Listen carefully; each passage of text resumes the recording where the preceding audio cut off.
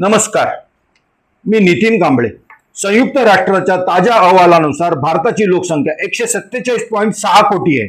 पंतप्रधान गरीब कल्याण अन्न योजना आणि राष्ट्रीय अन्न सुरक्षा कायद्याअंतर्गत देशातील सुमारे 57 ते 60% लोकांना म्हणजे सुमारे 80 ते 81.35 कोटी लोकांना मोफत रेशन दिले जाते। रंगराजन समिती 2014 नुसार ग्रामीण भागात दिवसाला ₹32 पेक्षा कमी म्हणजेच महिन्याला ₹975 व शहरी भागात दिवसाला ₹47 पेक्षा कमी म्हणजेच महिन्याला ₹1407 पेक्षा कमी खर्च करू शकणारा व्यक्ती गरिबी रेषेखालील मानला गेला आहे। युनायटेड नेशन डेव्हलपमेंट प्रोग्रामच्या अहवालानुसार भारतात सुमारे 23.4 कोटी लोक गरिबीत जीवन जगत आहेत। भारतातील एकूण लोकसंख्येच्या 1% लोकांकडे देशाच्या एकूण संपत्तीचा 40% पेक्षा मोठा भाग आहे।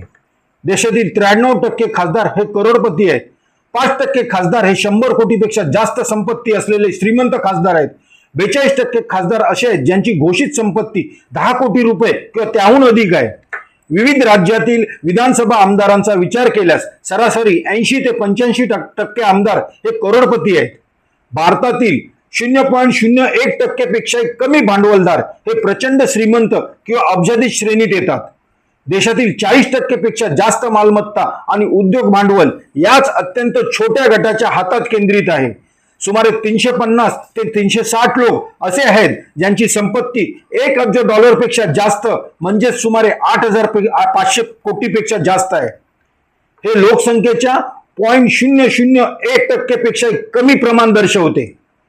देशातील सुमारे 30 ते 50% IAS व IPS अधिकारी कायदेशीररित्या करोडपतीच्या यादीत येतात।